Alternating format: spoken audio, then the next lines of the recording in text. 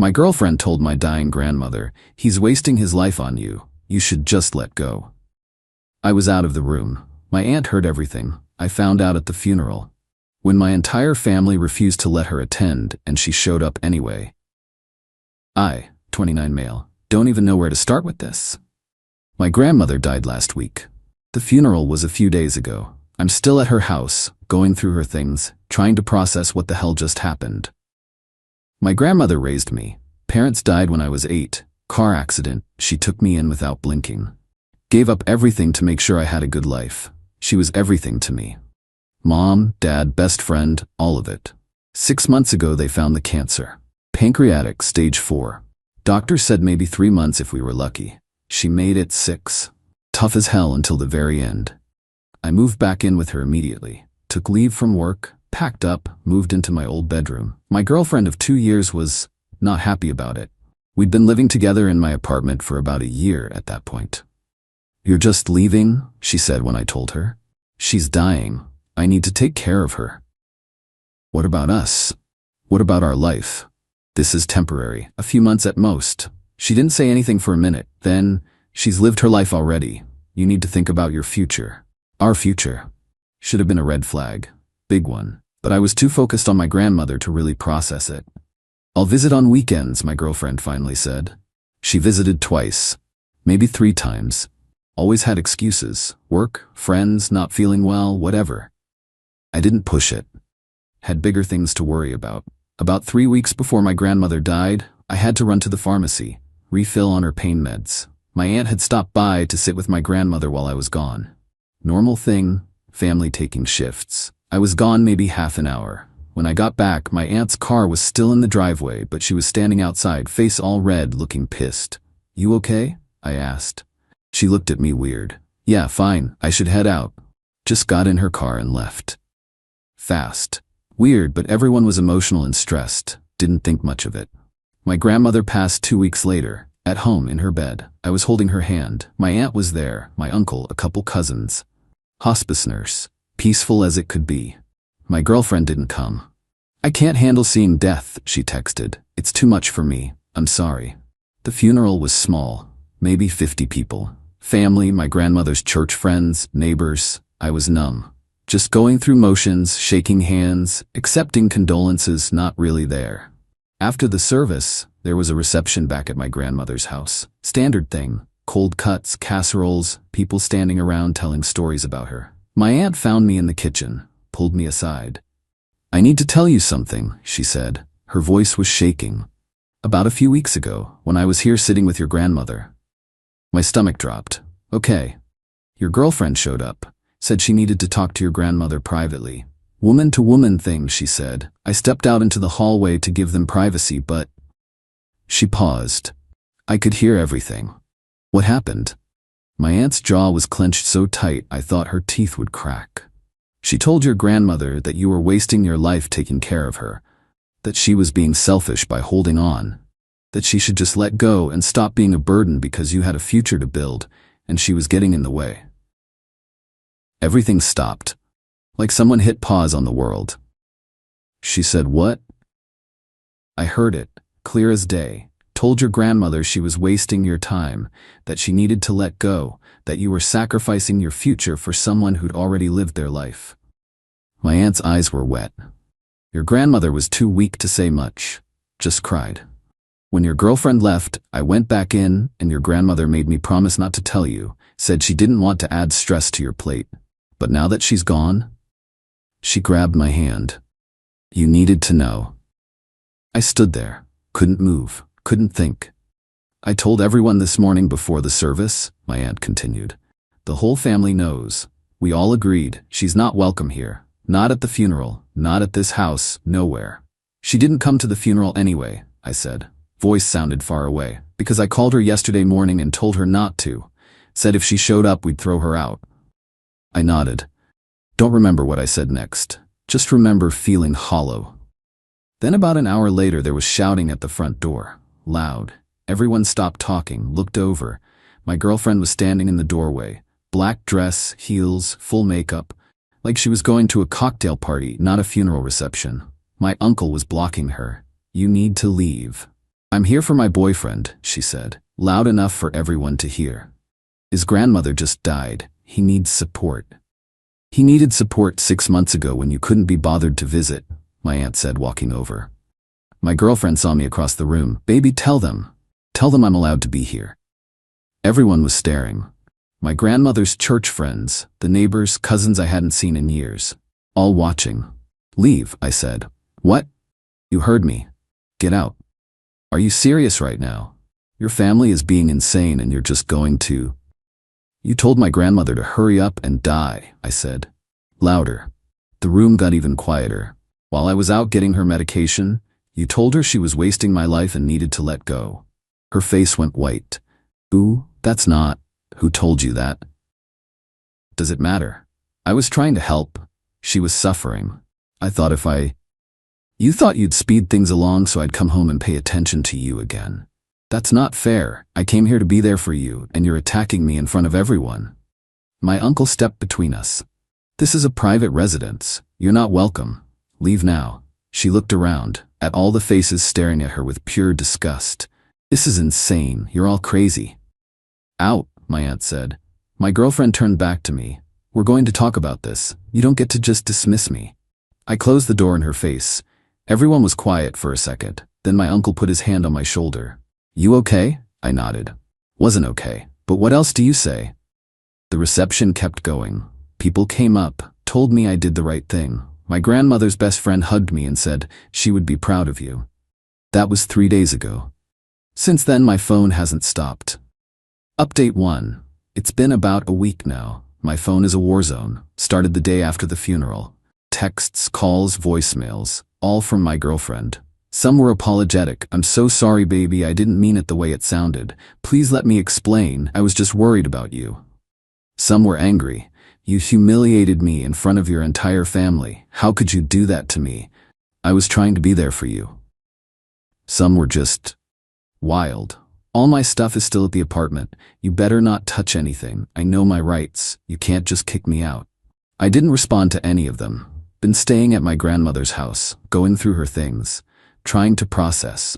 Then a couple days after the funeral, there was a knock on the door. Opened it. My girlfriend's best friend standing there. We need to talk, she said. Don't think we do. She's devastated, completely broken. She made one mistake and you're throwing away 2 years. One mistake? I actually laughed. She told my dying grandmother to hurry up and die. That's not how she meant it. How did she mean it then? The best friend shifted. Look, she's been feeling neglected. You moved out, stopped making time for her. She felt abandoned. She wasn't thinking straight. My grandmother was dying. And she's alive. Your girlfriend needed you too. I stared at her. Get off this property. You're being dramatic. Now, before I call the cops for trespassing. She left. But not before saying, she really loves you. Don't throw that away over this. That night, I went back to my apartment for the first time in months. Just to grab some clothes, check on things. My girlfriend wasn't there, but she'd clearly been living there the whole time I was gone. Takeout containers everywhere, her crap all over the bathroom, her clothes on my bed. Living there rent-free. The lease is only in my name. She moved in about a year ago, but never got added to the lease, never paid rent. I covered everything. Rent, utilities, groceries, all of it. Started boxing up her stuff, all of it. Clothes, makeup, books, everything. Took me a few hours, piled the boxes by the door, then I called a locksmith, had him come out that night, changed the locks. Wasn't cheap, but worth every penny. Sent her one text, your stuff is boxed by my apartment door. You have 1 day to pick it up. Your key doesn't work anymore. I changed the locks. Don't contact me again. The response was instant. Phone started ringing, ignored it. Then the texts flooded in. Are you kidding me? You can't just kick me out. This is my home too. I'm calling the police right now. I replied once. The lease is in my name only. You're not on it. You've been living here as a guest rent-free. I can revoke that. Your stuff will be outside tomorrow. Pick it up. You're such a piece of shit. Yep, blocked her number. Went back to my grandmother's house. Next morning, cops called. Non-emergency line. Sir, we received a call about a domestic situation. Someone saying you're holding her belongings hostage. Explained everything. The lease situation, the stuff boxed up, her not being on any paperwork. So she's not a tenant? No, sir.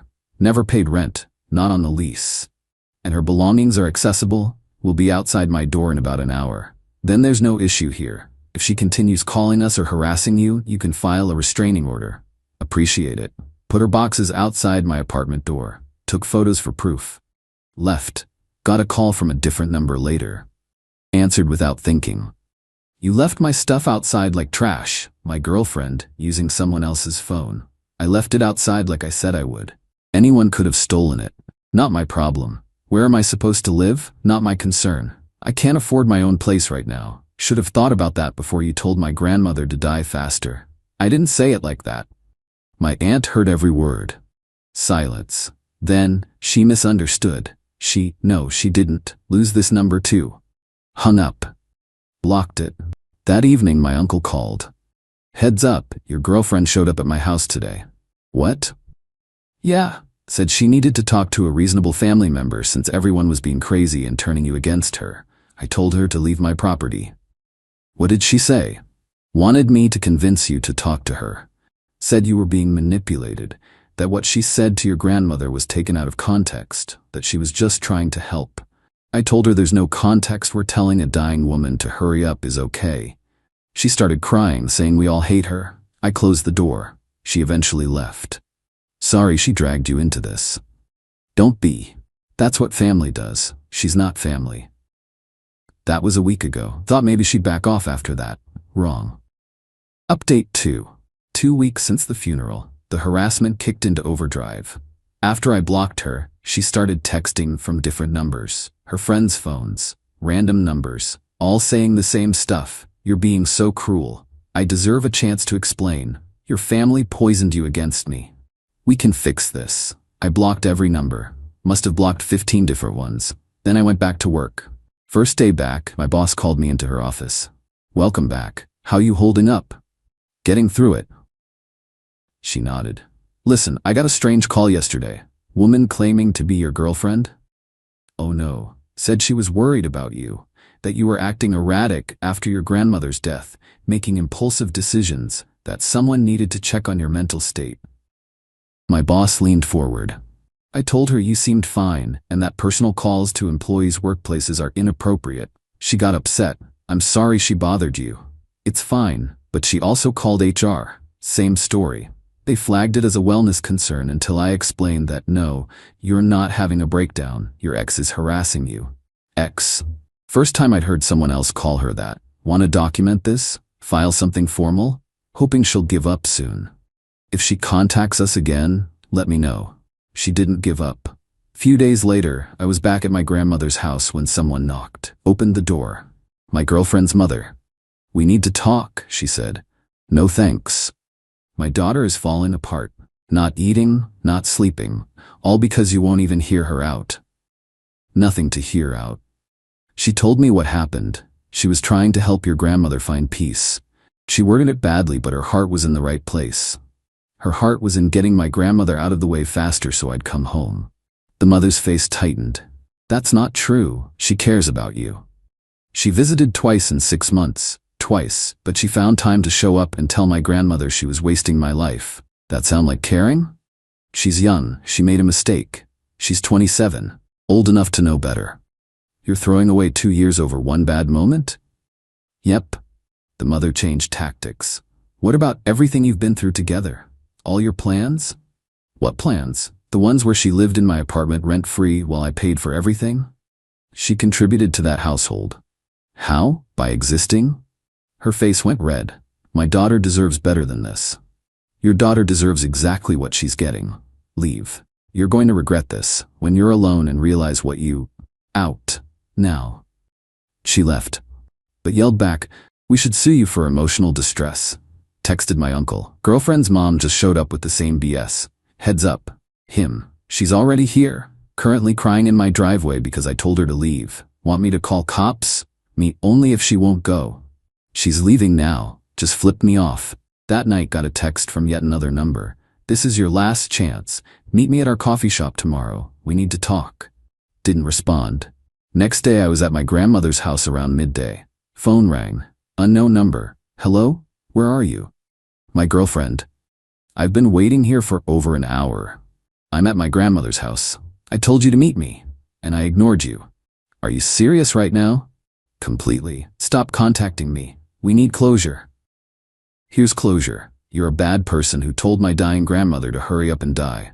My entire family knows. You're not welcome anywhere near us. We're done. That's your closure. You can't just hung up, block that number. Not even 5 minutes later, doorbell rang. Looked out the window. She was on the porch. Didn't open the door. She knocked, then pounded, then started yelling. I know you're in there. Open this door. Called my uncle. She's here. Won't leave. Be there in 5. She was still pounding when he pulled up. Got out, walked up to the porch. Leave. I'm trying to talk to him. He doesn't want to talk to you. That's why the door's closed. That's his decision to make. He made it by not opening the door. Leave or I'm calling the cops. This is insane. My uncle pulled out his phone, started dialing. She ran to her car and peeled out.